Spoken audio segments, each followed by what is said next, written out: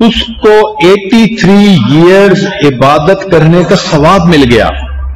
گویا پوری زندگی کی عبادت کا ثواب ایک رات میں حاصل ہو گیا. یا اللہ، یہ کام کتنا آسان. مگر پھر بندہ سوچتا ہے کہ سال کے 365 دن اور 365 راتیں، تو ہم تو اتنا نہیں جاگ سکتے کہ شب قدر کو تلاش کریں. تو نبی علیہ السلام نے بتلا دیا کہ شب قدر رمضان المبارک کی راتوں میں ہوتی ہے. گویا 365 سے کام سمیٹ کر 30 راتوں میں کر دیا گیا. پھر بندہ سوچتا ہے جی 30 راتیں تو جاگنا بڑا مشکل. تو نبی علیہ السلام نے بتلا دیا کہ دیکھو بھائی، رمضان کی آخری عشرے میں وہ رات ہوتی ہے. گویا 10 راتوں میں کام سمیٹ دیا گیا. پھر ذہن سوچتا ہے کہ ہم تو بہت کمزور ہیں، 10 راتیں جاگنا بھی مشکل. تو نبی علیہ السلام نے اور گیس لگا دیا، فرمایا کہ آخری عشرے کی طاق راتوں میں تلاش کرو. گویا 21، 23، 25، 27 اور 29 یہ کل 5 راتیں ہوئی. اب بتائیں کہ اپنی بخشش کروانے کے لیے اور ساری زندگی کے گناہ بخشوانے کے لیے 5 راتوں میں عبادت کرنا کون سا مشکل کام ہے؟ یہ تو کمزور آدمی بھی کر سکتا ہے، بیمار بھی کر سکتا ہے، معذور بھی کر سکتا ہے، ہر بندہ کر سکتا ہے 5 راتیں جاگنا. پھر اگر کوئی سوچے کہ جی پوری رات جاگنا تو بڑا مشکل، تو نبی علیہ السلام نے مزید آگے بتا دیا کہ اس رات میں ایک خاص وقت آتا ہے جب جبریل علیہ السلام فرشتوں کو لے کر زمین پر آتے ہیں. تنزل الملائکۃ والروح فیہا بإذن ربہم من کل امر سلام. تو وہ خاص نور کا وقت ایسا ہوتا ہے کہ اس وقت میں اگر کوئی عبادت کرے تو اس کی عبادت قبول، 83 سال کا ثواب. اب سوچ آتی ہے کہ یا اللہ، ہمیں کیا پتا کہ رات کے کس وقت میں وہ نور کے لمحہ شروع ہو. تو قرآن مجید نے اس میں بھی آسانی کر دی. اتنا بتا دیا کہ وہ لمحہ جب بھی شروع ہوگا، حتی مطلع الفجر، وہ طلوع فجر تک رہے گا. یعنی روزے کے شروع ہونے کا جو ٹائم ہے، جس کو ہم کہتے ہیں سحری کے ختم ہونے کا وقت، وہ اس وقت تک برکتیں رہتی ہیں. تو یہاں سے معلوم ہوا کہ اگر ہم آخری عشرے کی راتوں میں سحری وقت ختم ہونے سے آدھا گھنٹہ پہلے ختم کر لیں اور آدھے گھنٹے میں ہم چند رکعت نفل پڑھ لیں، استغفار کر لیں، کلمہ پڑھ لیں، قرآن مجید پڑھ لیں اور پھر اللہ تعالی سے دعا مانگ لیں، تو معلوم ہوا کہ وہ جو بھی کوئی رات ہوگی اس کی برکت جب بھی شروع ہوگی تو اس نے طلوع فجر تک تو رہنا ہی ہے. تو گویا اس طرح ہمارے لیے لیلۃ القدر میں ثواب حاصل کرنا آسان ہو گیا. تو یوں دیکھیے کہ نظر آتا ہے بڑا مشکل، لیکن اگر کرنا چاہو تو کتنا آسان. اس کی مثال ایسے کہ ایک بندے نے خواب دیکھا کہ تم گھر سے باہر نکلو اور جو چیز تمہیں نظر آئے تم اسے کھاؤ گے تو تمہارا مقصد پورا ہو جائے گا. وہ گھر سے باہر نکلا تو اسے اپنے سامنے پہاڑ نظر آیا. بڑا حیران کہ میں کروں تو کیا کروں، پہاڑ کو تو نہیں کھا سکتا. پھر اس نے کہا چلو میں چلتا تو ہوں. اس نے چلنا شروع کیا. اب جیسے جیسے چلتا گیا وہ چیز چھوٹی ہوتی گئی حتیٰ کہ جب اس کے قریب پہنچا تو وہ گڑ کی چھوٹی سی ڈلی تھی، اس نے اٹھا کے منہ میں ڈال لی. تو معاملہ ایسا ہی ہے کہ شب قدر کو تلاش کرنا اگر ویسے دیکھیں تو پہاڑ ہے، لیکن اگر نیت ہو، نیک ہو اور طلب ہو تو اس کا حاصل کرنا ہے بھی بہت آسان. دعا ہے کہ اللہ تعالی ہم سب کو لیلۃ القدر میں عبادت کا ثواب عطا فرمائے. لیکن ایک چیز یاد رکھیں کہ لیلۃ القدر میں اور گناہوں کی تو بخشش ہو جاتی ہے، چند گناہوں کی بخشش نہیں ہوتی. ان میں ایک شراب پینے والا، دوسرا ماں باپ کی نافرمانی کرنے والا، تیسرا دل کے اندر کینہ رکھنے والا. اب یہ جو کینہ رکھنے والا گناہ ہے یہ بہت عام ہے. کینے کا مطلب یہ ہوتا ہے کہ دل میں دشمنی، بیر، حسد کسی کے بارے میں رکھنا.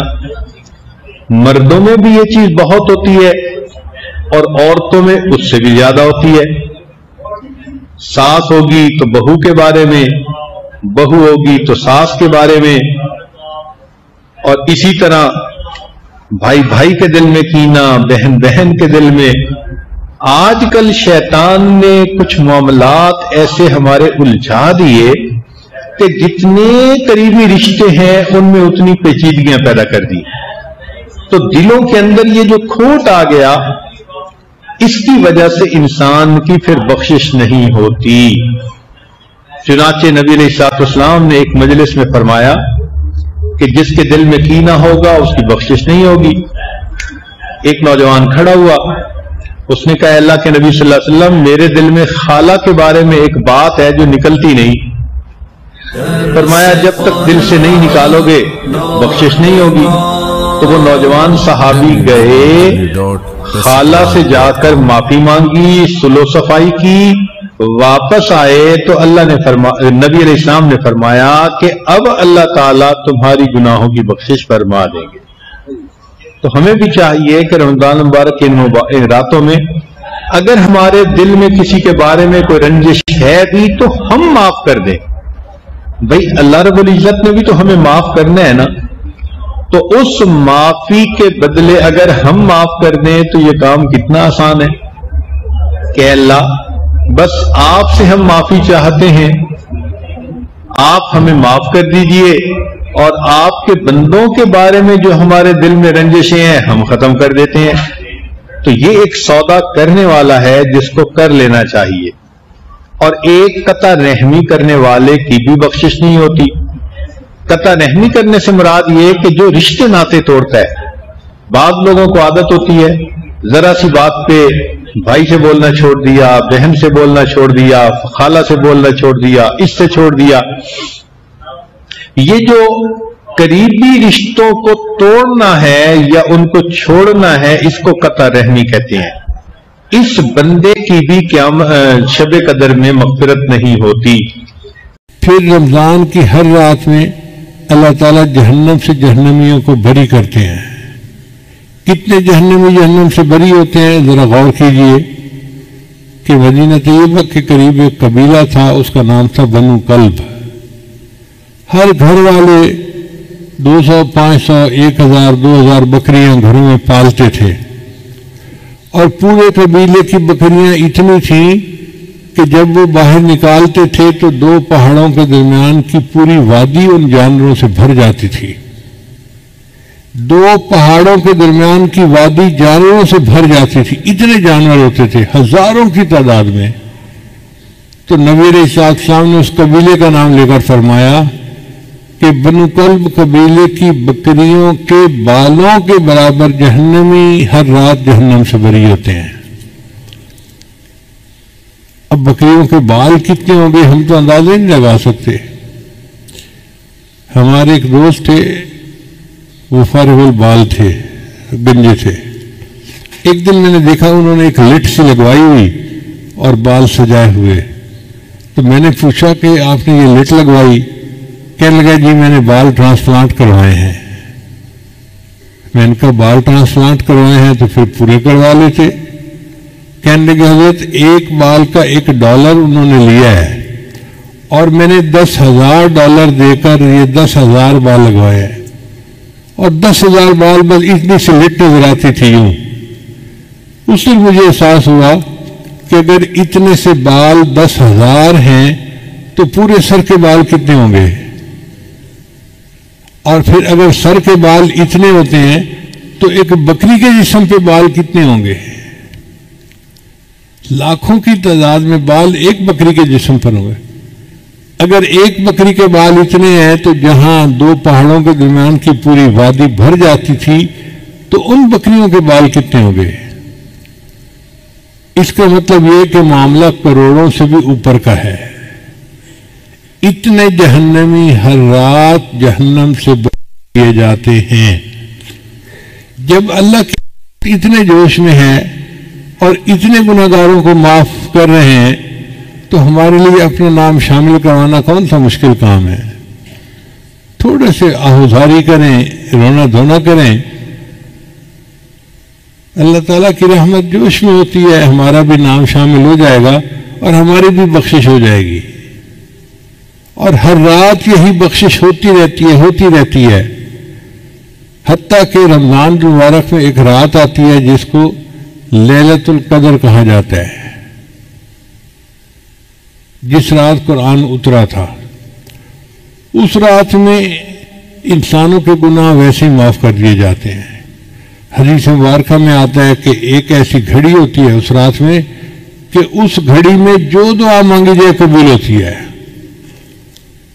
اب وہ گھڑی کب ہوتی ہے ہمیں کیا پتا؟ حق تو یہ تھا کہ ہم 365 راتوں میں اس کو ڈھونڈتے، مگر اللہ نے کام آسان کر دیا. نبی اسلام نے بتایا کہ وہ رمضان مبارک کے اندر ہوتی ہے. اس کا مطلب یہ ہے کہ 365 راتیں جاگنے کی ضرورت نہیں، 30 راتیں جاگنے کی ضرورت ہے.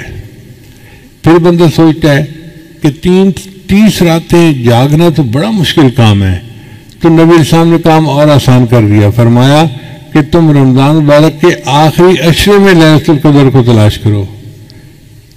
تو 20 راتیں اور نکل گئیں، باقی 10 راتیں رہ گئیں. پھر بندہ سوچتا ہے جی کہ 10 راتیں جاگنا بھی بڑا مشکل کام ہے، تو نبی اسلام نے کام کو اور آسان کر دیا. فرمایا آخری عشرے کی جو طاق راتیں ہیں ان میں اسے ڈھونڈو. 21 23 25 27 29 5 راتیں بنتی ہیں. یوں سمجھے کہ 365 میں سے 5 راتیں ہیں جن میں ہمیں لیلۃ القدر تلاش کرنی پڑے گی. اب بندہ سوچتا ہے جی کہ رات کو تو ہم تلاش کریں لیکن پوری رات جاگنا تو بڑا مشکل ہے، ہم تو کمزور لوگ ہیں، نہیں جاگ سکتے. اللہ تعالیٰ نے کام کو اور آسان کر دیا. اللہ نے یہ تو نہیں بتلایا کہ وہ رات کی برکتیں شروع کب ہوتی ہیں، مغرب کے وقت شروع ہوتی ہیں، عشاء کے وقت، آدھی رات کے وقت، کتنے بجے. ایک بات بتا دی، فرمایا کہ وہ رات کو جب بھی خاص برکتیں نازل ہوتی ہیں تنزل الملائکۃ والروح فیہا بإذن ربہم من کل امر سلام سلام ہی حتی مطلع الفجر. یہ برکتیں مطلع فجر تک رہتی ہیں، یعنی جب روزے کا وقت ختم ہوتے ہیں نا اس وقت تک رہتی ہیں. اس کا مطلب یہ ہوا کہ لیلۃ القدر کی برکتیں رات کے جس وقت میں بھی شروع ہوں، جب وہ شروع ہوں گی تو پھر روزہ کا وقت شروع ہونے کا جو ہے نا سحری کا وقت وہاں تک رہیں گی. اس کا آسان طریقہ یہ ہے کہ ہم سحری کو 1 گھنٹہ پہلے کر لیں وقت ختم ہونے سے پہلے، اور آدھا گھنٹہ جو ہے آخر کا بچا لیں. اس آدھے گھنٹے میں 2 رکعت 4 رکعت نفل پڑھ لیا کریں اور 10-15 منٹ بیٹھ کے دعا کر لیا کریں. جب بھی لیلۃ القدر ہوئی تو وہ وقت لیلۃ القدر میں ضرور آئے گا اور ہمیں لیلۃ القدر پانے کا اجر مل جائے گا. اور اس رات کی عبادت 1000 مہینوں کی عبادت سے بہتر ہے. 1000 مہینے تقریباً 83 سال بنتے ہیں اور 80 سال سے کم تو عمر ہوتی ہے. اس کا مطلب یہ کہ ایک رات اگر مل گئی تو پوری زندگی کے گناہ معاف ہو جائیں گے. اللہ نے کام کو کتنا آسان کر دیا. تھوڑی سی ہمت کرنے کی بات ہے. اللہ تعالیٰ کی رحمت بہانے ڈھونڈتی ہے مغفرت کے. پھر ایسا بھی ہوتا ہے کہ ایک بندہ پورا مہینہ غفلت میں رہا، اس نے نہیں خیال کیا، تو انسان کی فطرت ہے جب آخری دن آتا ہے نا تو اس کو